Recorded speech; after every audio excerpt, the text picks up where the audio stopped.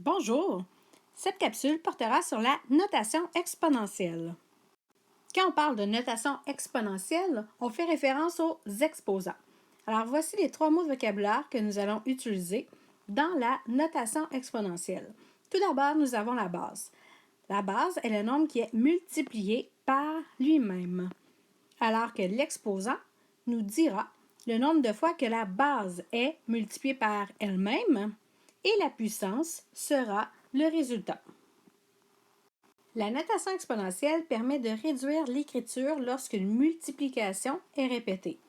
Par exemple, ici nous avons 3 fois 3 fois 3 fois 3 fois 3.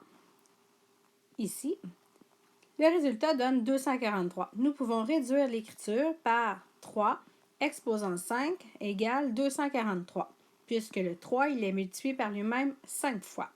Ainsi, le 3 se nomme la base, le 5 l'exposant et 243 la puissance. Attention ici, au bas du cahier, vous avez un tableau très important avec des éléments à retenir. Sachez que l'exposant 2 doit se lire au carré. Par exemple, 4 au carré. Alors que l'exposant 3 se lit au cube. Exemple, 7 au cube. Petit truc, si vous voulez vous aider à vous en rappeler, pour l'exposant 2 qui se lit au carré, sachez que le carré est une figure plane à 2 dimensions, soit la longueur et la largeur, alors que le cube, comme ici, possède 3 dimensions, la longueur, la largeur ainsi que la profondeur. Poursuivons dans le tableau. La base 1, affectée de n'importe quel exposant, donne toujours comme puissance 1.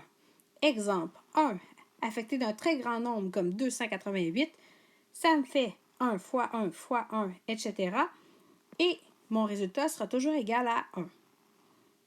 Je complète avec l'exposant 0 qui donne toujours comme puissance 1. Nous l'avions vu précédemment avec les bases 10 dans notre tableau sur notre système décimal.